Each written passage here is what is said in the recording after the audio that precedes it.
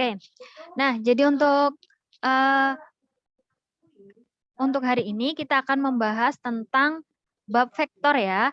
Sebelumnya kita sudah sempat singgung ya di materi pengukuran bahwa besaran fisika itu berdasarkan klasifikasi ada dan tidaknya arah itu dibagi menjadi dua. Ada yang masih ingat nggak besaran apa dan apa?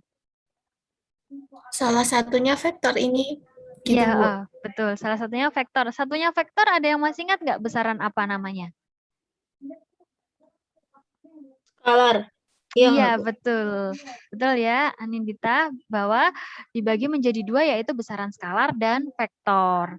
Kalau skalar masih ingat nggak kalau skalar itu besaran yang gimana? Yang ada arahnya yang skalar atau yang vektor? Vektor. Iya, betul ya. Jadi kalau skalar itu hanya ada nilai atau angkanya saja. Jadi kalau menyatakan besaran skalar itu cukup angka dan satuannya. Sedangkan untuk vektor, besaran vektor itu tidak hanya angka dan satuan, tapi juga ada arahnya. Gitu ya. Nah, untuk KD yang akan dicapai pada materi ini adalah ini ya, menerapkan prinsip penjumlahan vektor sebidang, misalnya perpindahan. Kemudian untuk keterampilannya itu adalah merancang percobaan untuk menentukan resultan vektor sebidang, misalnya perpindahan. Ya, jadi perpindahan itu adalah salah satu besaran vektor gitu ya. Oke, kita lanjut ke ini ya. Apersepsi vektor. Ini untuk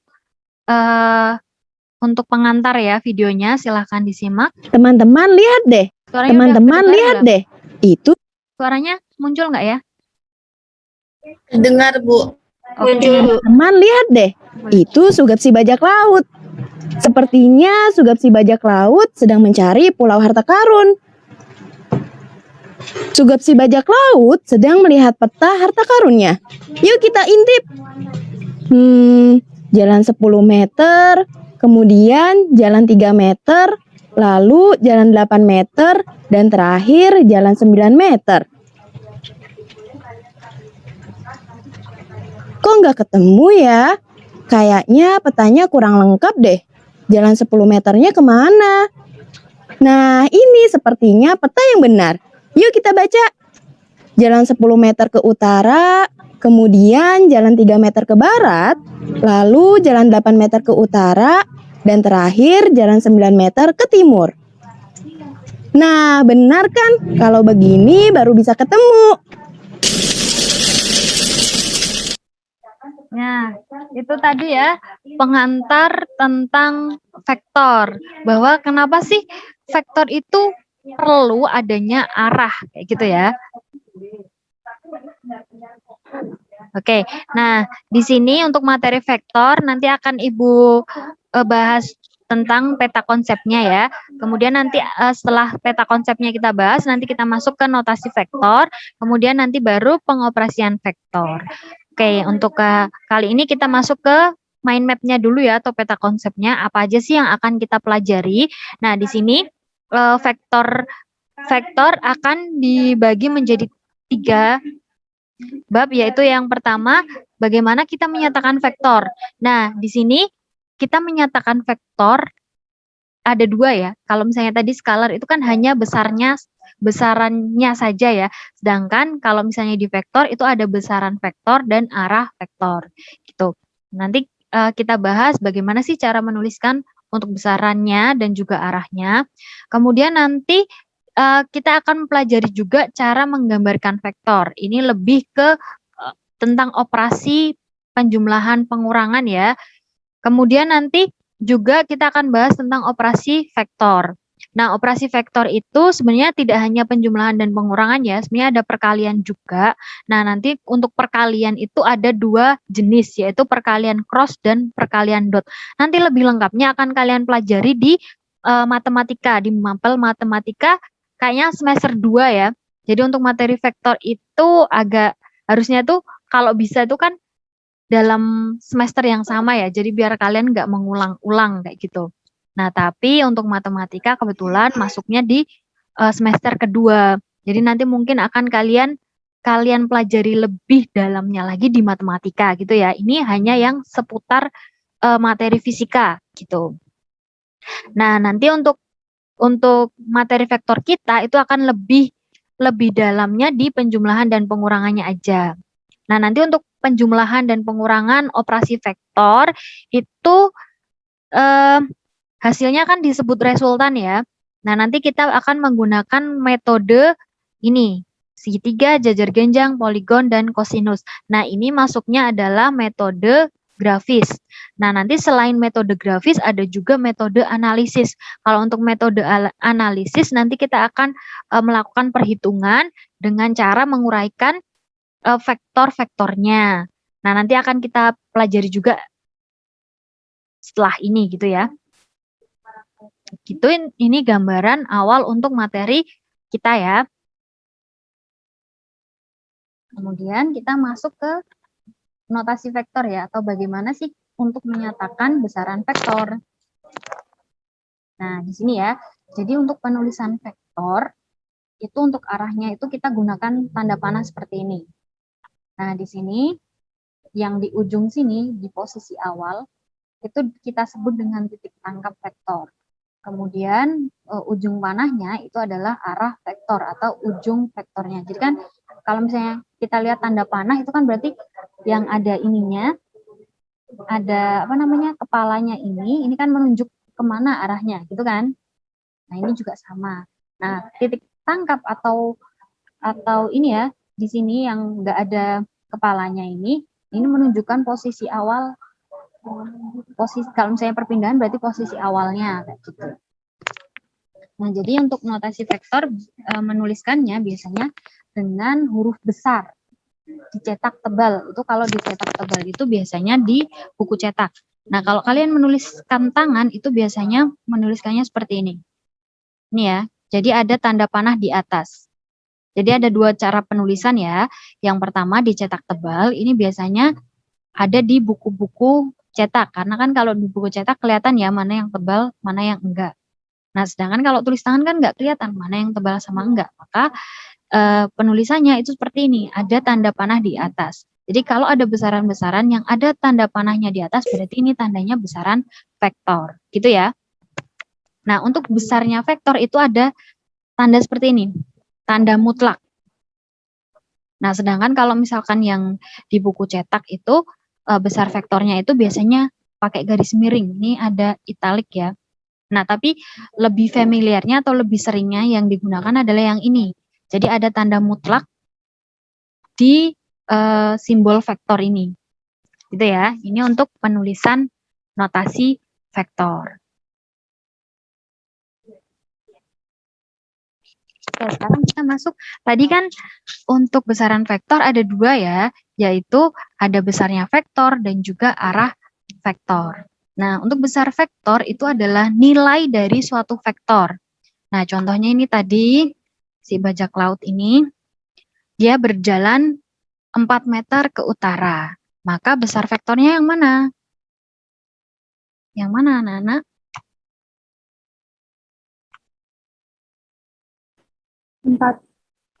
Iya, betul. Yang 4 meter ini ya, ini menunjukkan besar vektornya, kayak gitu.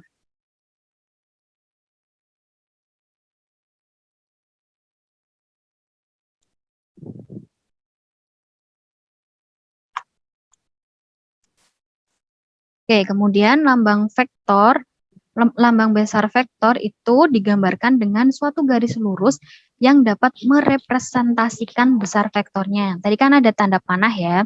Nah, jadi gini, ada tanda panah seperti ini ya, dari titik A ke titik B. Misal besaran vektor itu adalah perpindahan ya, perpindahan dari titik A ke titik B. Nah, satu kotak ini melambangkan satu satuan kayak gitu. Jadi nanti bisa keterangannya bisa beda-beda. Misal satu kotak ini menunjukkan 10 meter atau satu kotak ini menunjukkan 1 meter. Nah, nanti tergantung dari keterangannya kayak gitu ya. Nah, kalau misalkan ya di sini satu kotaknya 1 meter, maka perpindahannya berapa meter, anak-anak? 5. Iya, betul 5 meter ya. Jadi paham ya, kalau misalkan ternyata satu kotak ini 10 meter, berarti ini jadi 50. kayak gitu. Mudah ya. Itu untuk menunjukkan besarnya vektor. Jadi kalau kalian menggambarkan anak panah, panjangnya anak panah itu menunjukkan besarnya vektor kayak gitu. Jadi kalau kita gambar itu nggak sembarangan gitu ya. Nah ini kalau misalkan satu satuan ini gaya, berarti ini menunjukkan 5 Newton karena satuan gaya itu kan Newton kayak gitu. Jadi pokoknya tergantung keterangannya apa kayak gitu ya. Jadi untuk satuannya ini bisa bermacam-macam, bisa kecepatan juga yang satuannya meter per sekon, atau percepatan itu juga bisa. Karena kan kecepatan itu termasuk besaran vektor ya. Oke, untuk ini sudah jelas ya, sudah paham? Kalau sudah, Ibu lanjutkan ya. Oke. Oke. Nah, ini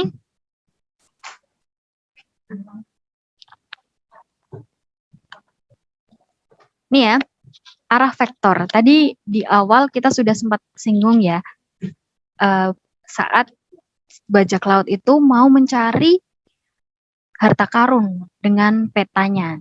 Nah, kira-kira kenapa sih arah vektor itu penting? Ada yang bisa menjelaskan dengan bahasanya nggak? Dari yang awal tadi, kenapa kok arah vektor itu penting?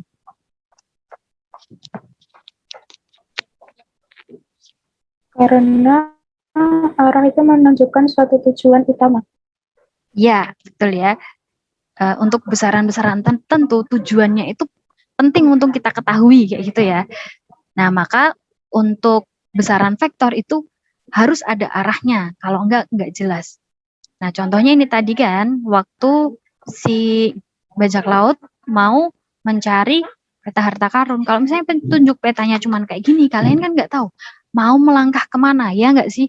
Kalau 10 meter doang sama 5 meter doang, nggak jelas gitu kan, kemana mau melangkahnya. Nah, maka harus ada tambahan, yaitu arahnya. Kalau misalnya 10 meter ke utara kan jelas ya, oh berarti aku harus jalan ke utara sepanjang 10 meter, kemudian ke timur sejauh 5 meter gitu. Itu ya. Oke, ini ya. Arah vektor itu juga berguna untuk berbagai aplikasi lainnya dalam vektor. Jadi kan besaran vektor kan tidak hanya perpindahan ya. Nah, ini gaya itu termasuk besaran vektor. Nah, jadi ketika kita mau mendorong mobil, kan kita harus tahu ya, dia itu arahnya kemana, ya nggak sih? Ketika kita mau mendorong mobil, arah gayanya harus jelas. Kita dorong ke depan atau ke belakang. Nah, kita dorong ke depan atau ke belakangnya kan tergantung kita mau memindahkannya kemana, ke depan atau ke belakang, gitu ya. Dapat dipahami ya. Nah, kalau misalkan kita mau memindahkannya ke depan, maka kita harus mendorongnya ke arah depan, kayak gitu. Maka gaya itu perlu untuk kita tahu arahnya kemana, kayak gitu ya. Paham ya? Ya, Bu. Oke, sip. Nah, untuk yang ini juga, nah ketika kita mau memukul bola, itu kan juga ada aturannya ya. Kira-kira kalau misalkan kita memukulnya searah dengan arah datangnya bola, bisa nggak? Tidak. Enggak. Bisa ya, kita harus lari-lari ngejar bolanya kan ya. Nah, maka ini juga penting untuk tahu arahnya kemana, kayak gitu loh. Arah datangnya bola itu kemana sih? Nah, kita harus memukulnya ke arah yang berlawanan dengan arah datangnya bola. Makanya di sini kan arah itu penting ya.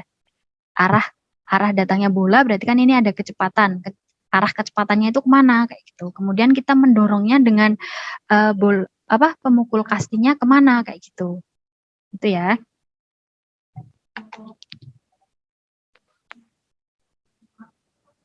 Nah, ini lambang vektor. Jadi lambang vektor itu biasanya lambang arah vektor itu dari ini ya, tanda panahnya. Nah, misal ada gambar seperti ini, oh berarti ini posisi awalnya di sini, terus berpindah ke sini gitu ya, sesuai dengan arahnya. Kemudian kalau misalnya ini kan ada percepatan gravitasi itu kan gaya gravitasi itu kan arahnya selalu ke bawah. Berarti tanda panahnya ke bawah kayak gini ya. Ini menunjukkan arah gayanya kemana. Paham ya? Untuk bagaimana menuliskan mana besaran vektor, mana arahnya kayak gitu.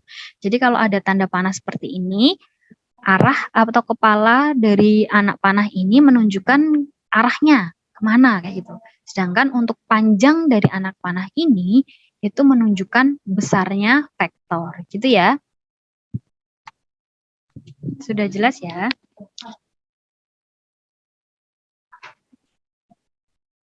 Nah, kemudian gimana kalau misalkan arahnya nggak ke utara pas, ada sedikit beloknya kayak gitu, atau membentuk sudut, gimana kita menyatakannya? Nah, contohnya ini, misal tadi dia si bajak laut bergeraknya miring kayak gini. Gimana kita menyatakannya? Nah, kita gambarkan garisnya dulu. Nah, arahnya kan agak serong ya. Nah, kemudian kita buat garis yang terdekatnya. Ini kan berarti terdekatnya kan utara sama timur ya. Nah, kemudian kita lihat serongnya ini berapa derajat sih dari timur, berapa derajat sih dari utara. Nah, semisal di sini terhadap arah utaranya dia 30 derajat. Kemudian terhadap timurnya itu 60 derajat. Nah, maka kita bisa menyatakannya seperti ini. Si Bagus, misalnya ini namanya Bagus. Bagus bergerak 30 derajat ke arah timur dari utara. Ke arah timur dari 30 derajat ke arah timur dari utara. Atau dengan kata lain, bergeraknya miring dari garis utara dan miringnya ke arah timur. Kayak gitu. Atau kalau kita mau menyatakannya dalam 60 derajat juga bisa. Jadi Bagus bergerak ke arah utara dari timur. Artinya dia bergerak miringnya dari garis timur itu miringnya 60 derajat ke utara kayak gitu. Paham ya untuk pernyataannya? Atau kalau misalkan kalian sudah hafal kalau misalnya antara timur dan utara itu jadi apa ya? Ada yang masih ingat nggak tentang arah mata angin? Timur laut. Ya, timur laut ya. Kalau ke bawah itu tenggara ya, kalau antara timur dan selatan. Nah, ini juga bisa dinyatakan ke arah timur laut, kemudian berapa derajat? Misal 60 derajat dari timur, itu juga boleh kayak gitu. Paham ya? Nah, nanti kalau ini khusus yang perpindahan ya. Oke, sekarang kita masuk ke operasi penjumlahannya ya.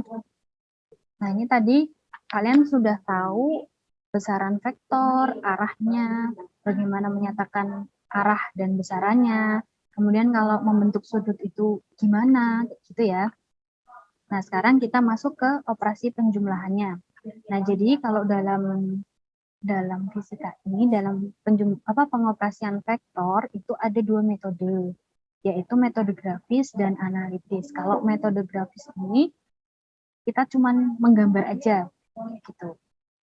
Kemudian kalau analitis itu kita menguraikannya berdasarkan vektor satuan. Nah, nanti untuk metode analitis kita bahas di pertemuan selanjutnya ya. Nah, di sini kita hanya akan membahas tentang gimana metode grafis. Oke, ini ya, metode grafis itu seperti ini. Salah satunya, jadi kan tadi metode grafis itu dibagi menjadi 4 ya. Ada metode segitiga, jejer genjang, poligon, dan kosinus. Nah, untuk kosinus ini lebih ke angkanya. Untuk panjangnya berapa sih? Nah, sedangkan ini metode segitiga itu hasil berdasarkan anak panahnya. Nah, ini contohnya. Misalkan ada 3 vektor seperti ini. Jadi kalau misalkan kita mau menjumlahkan vektor, kita harus tentukan dulu vektornya apa aja ya. Misal ini di sini ada 3 vektor, yaitu F1 arahnya ke sini ya. Ini arahnya kemana berarti? Kalau berdasarkan arah mata angin, Timur laut. Iya, timur laut. Kemudian kalau F2 kemana? Timur. Timur. F3. Selatan. Selatan. Nah, ini kalau misalkan kita mau menjumlahkan dua vektor ya, F1 dan F2, ini kita tinggal jajarnya jadi pindahkan aja. Tapi jangan mengubah panjangnya dan arahnya gitu ya. Cuman dipindah aja. Ini kalau misalnya F1 F2 ditambah F2 berarti kan tinggal F1 ditambah F2. Ini ya. Maka hasilnya seperti ini. Jadi beda ya, 1 ditambah 1 kan jadi 2, tapi ini belum tentu jadinya 2 kayak gitu. Tergantung ini panjangnya berapa resultannya gitu ya. Jadi nanti akan tergantung sudut yang ada di sini juga. Nah, nanti untuk perhitungannya kita di minggu depan ya, yang di sini kita bahas secara gambarnya aja ya. Paham ya sampai di sini untuk menjumlahkan vektor dalam metode segitiga. Oh ya, tadi ini kok F2-nya minus sih, gitu ya. Jadi gini, dalam vektor, kalau misalkan besarnya sama, arahnya sama, itu berarti kongruen, atau bisa dikatakan vektor itu sama. Gitu ya.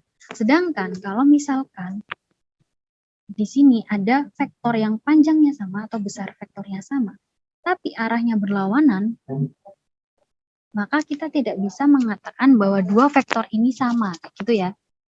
Nah, jadi hubungannya bagaimana? Nah, kalau hubungan antara dua vektor yang panjangnya sama tapi arahnya berlawanan, maka bisa kita sebut juga ini vektornya adalah negatif F2, gitu ya. Kalau misalnya ini F1, min F1-nya kemana? Berarti tinggal panjangnya sama tapi arahnya berlawanan. Ini anggap berlawanan ya anak-anak.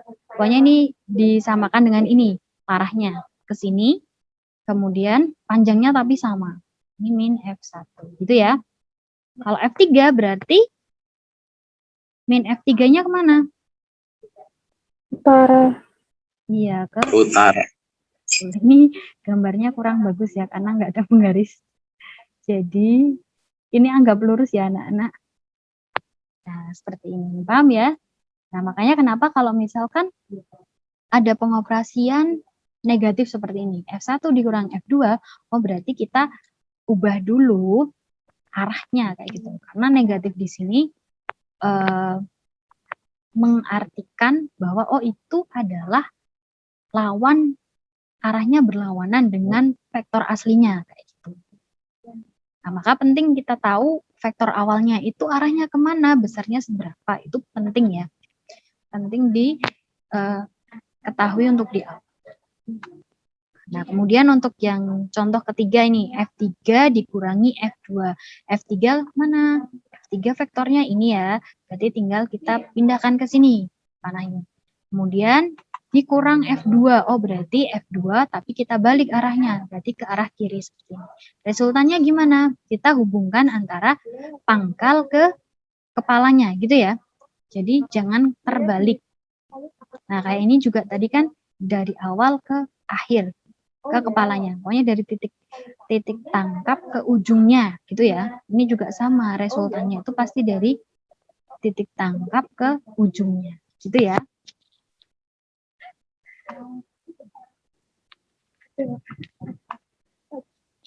Sampai di sini ada yang mau ditanyakan?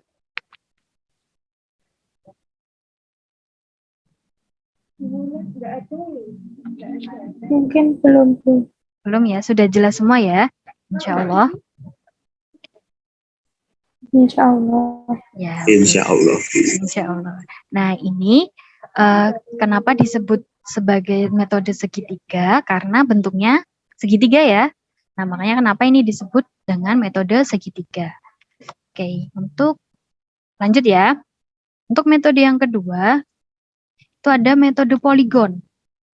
Nah, ya mungkin kalau misalnya ini dua vektor, itu akan sama dengan segitiga ya.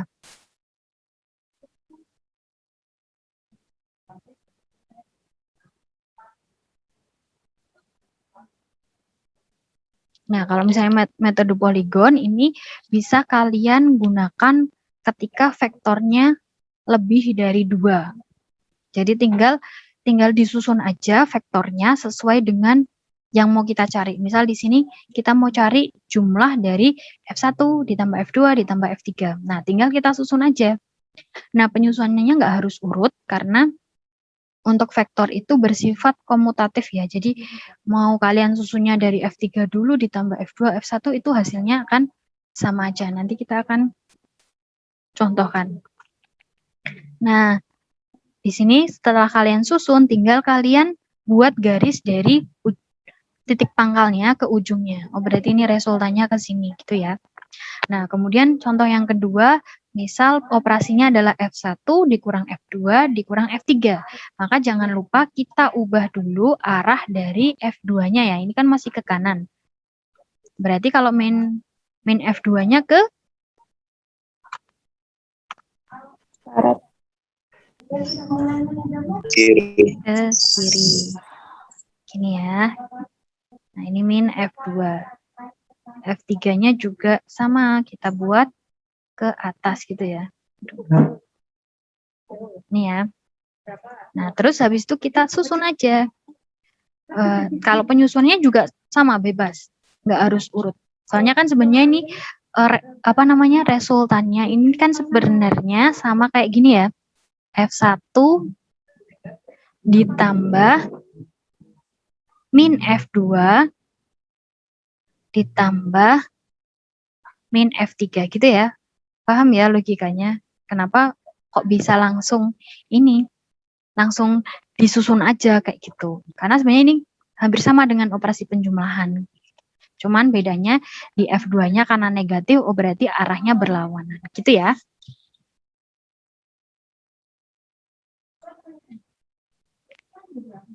Kemudian ini tadi metode poligon.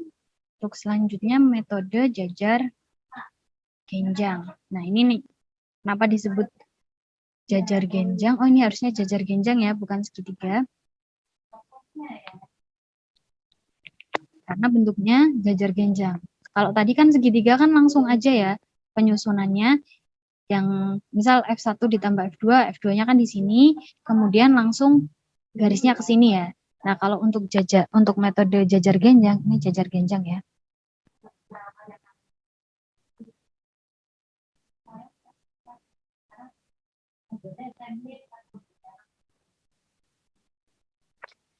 Nah, ini kita buat proyeksinya.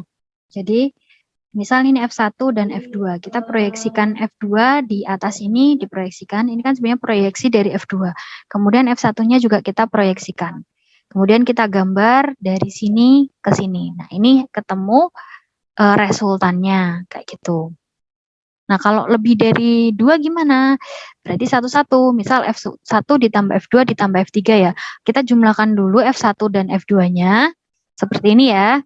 Nah, setelah ketemu ini resultannya, berarti kan ini resultannya ini tinggal kita jumlahkan dengan F3, gitu ya. Nah, ini F1 ditambah F2, kemudian ditambah F3. Kita buat proyeksi dari sini ke sini, ya kan? Kemudian ini F3-nya kita proyeksikan ke sini. Kemudian tinggal digambar dari ujung titik tangkapnya ke ujung sini. Gitu ya. Untuk metode jajar genjang bisa dipahami nggak?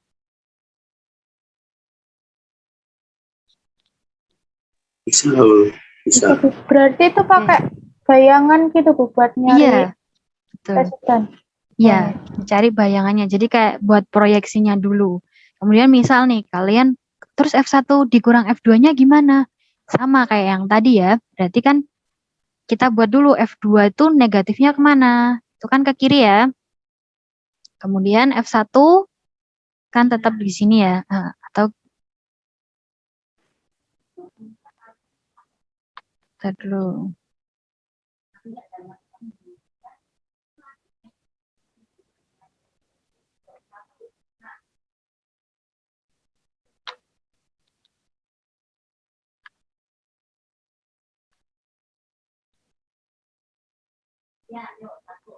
Nah, misal kita mau gambarnya di sini aja ya. F1 dikurang 2. Berarti kan ini kan tadi min F2, tinggal kita pindahkan ke sini. Seret, oh ini min F2.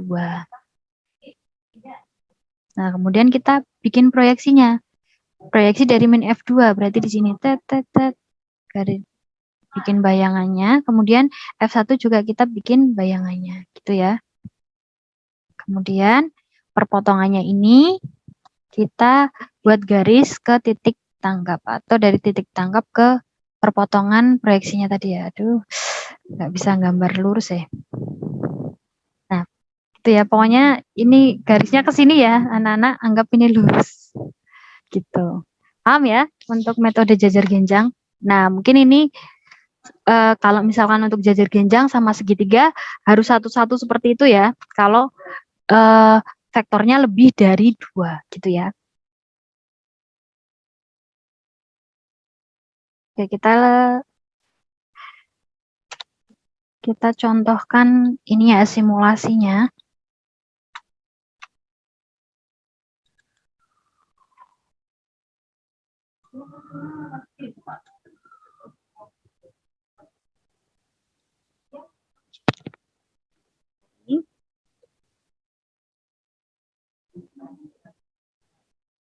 Namanya ini metode segitiga ya.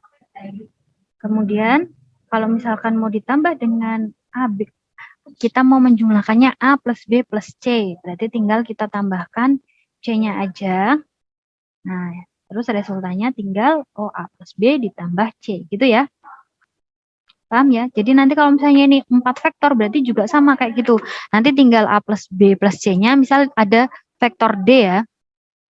Nah, nanti tinggal ditambahkan aja kayak gitu. Misal vektor D arahnya ke atas gitu.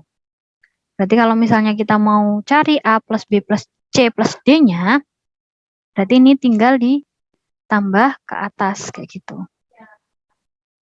Gini. Berarti nanti resultannya tinggal gambarkan dari sini ke sini. Ini kalau metode segitiga.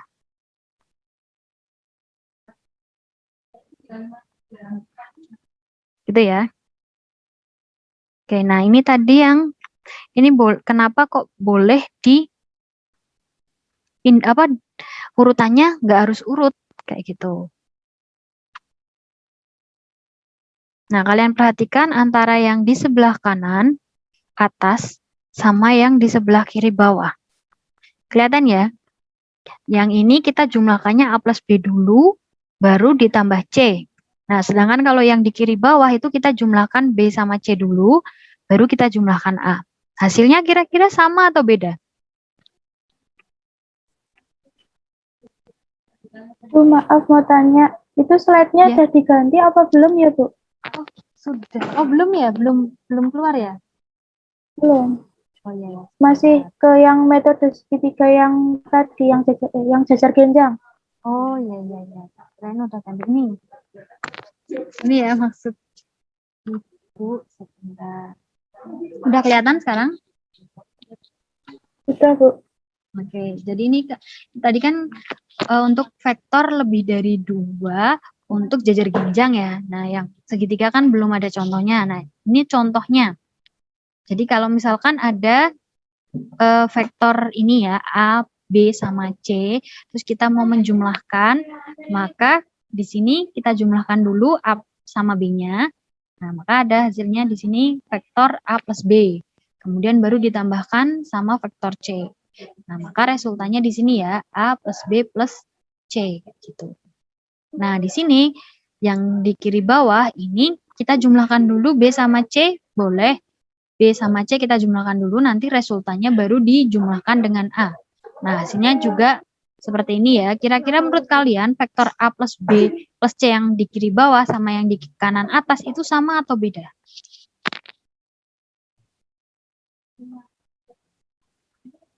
Sama. Ya, sama gitu ya. Jadi nggak apa-apa kalau ditukar-tukar gitu, karena hasilnya juga akan sama. Gitu.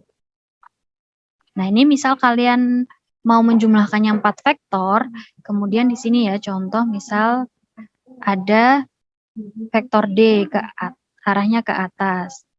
Nah, tinggal ditambahkan aja. Berarti ini ada vektor ke atas, ini vektor D, kemudian tinggal kita buat resultannya seperti ini. Ini ya, jadi oh berarti ini vektor A plus B plus C plus D gitu ya. Oke. Sampai di sini ada yang mau ditanyakan?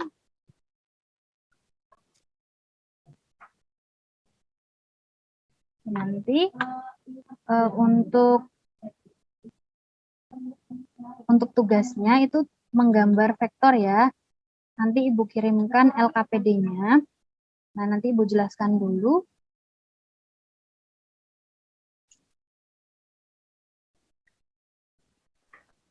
Bu, nanti boleh minta PPT-nya enggak? Oh ya, nanti Ibu kirim PDF-nya ya, PDF PPT-nya ke Alivia ya. Ya, Bu. Oke. Nah, ini tugasnya ini ya. Nanti gambar aja. Soalnya jarang-jarang materi fisika nggak ngitung-ngitung. Tapi di sini tetap ada ini ya, pengukuran. Karena nanti ada ukurannya di sini ya. Nah, nanti di sini gimana cara menggambar vektor arahnya ke selatan nanti. Nah, ini yang tadi Ibu bilang ya, kalau misalnya ke arah barat daya dengan sudut 30 derajat terhadap arah barat. Ini paham ya arahnya kemana? Dan sudutnya gimana. Kemudian nih, nah jadi nanti di sini menjumlahkan vektornya ada kita pakai 3 metode ya. Nanti di sini dengan metode segitiga. Nah nanti di sini ada menjumlahkan 2 sampai yang ini 4 ya. Nanti ini diralat ini 4 vektor. Jadi nanti gambarnya 2 vektor, 3 vektor, 4 vektor, sama 5 vektor. Kemudian dengan vektor yang sama, kita jumlahkan dengan metode yang lain. Nah, makanya di sini jumlahkan 2 vektor yang kalian gunakan pada soal 1A dengan menggunakan metode jajar genjang. Nah, jadi di sini di yang segitiga kan kalian sudah membuat vektornya dulu ya. Jadi jangan lupa sebelum menjumlahkan kalian tentukan dulu vektornya. Misal 2 buah vektor, berarti vektornya mana aja. Vektor 3 vektor itu berarti vektornya apa aja, arahnya kemana aja gitu ya. Nah, nanti dari yang atas ini kalian buat penjumlahannya dengan metode jajar genjang dan juga metode poligon. Gitu. Nah, untuk poligon ini dari 3 vektor sampai 5 vektor. Yang 2 vektornya soalnya sama dengan metode segitiga, gitu ya. Nah, kemudian nanti kalian bandingkan hasilnya antara menggunakan jajar genjang, poligon, sama segitiga. Nah, kemudian dibuat kesimpulannya. Bisa dipahami ya? Ada yang mau ditanyakan nggak dengan soal ini? Nanti untuk tugas yang ini, Ibu kasih waktu 1 minggu, kira-kira cukup? Insya Allah. Cukup. Insya Allah cukup ya. Oke, yang untuk menggambarnya kalian boleh langsung di buku tulis nggak apa-apa. Kalau ini mau dicetak juga nggak apa-apa. Tapi kayaknya kalau dicetak ini nanti terlalu sempit ya ruangannya. Jadi lebih baik di buku kalian aja. Boleh di kertas, boleh di buku catatan. Itu ya. Nanti ini juga Ibu kirim di ini aja ya, di LMS ya, untuk LKPD-nya ini. Ya, Bu. Oke. Nah, jadi itu aja sih untuk hari ini. Jadi kita belum ke perhitungan ya, biar kalian nggak pusing. Kita bertahap belajarnya. Sampai di sini ada yang mau ditanyakan nggak?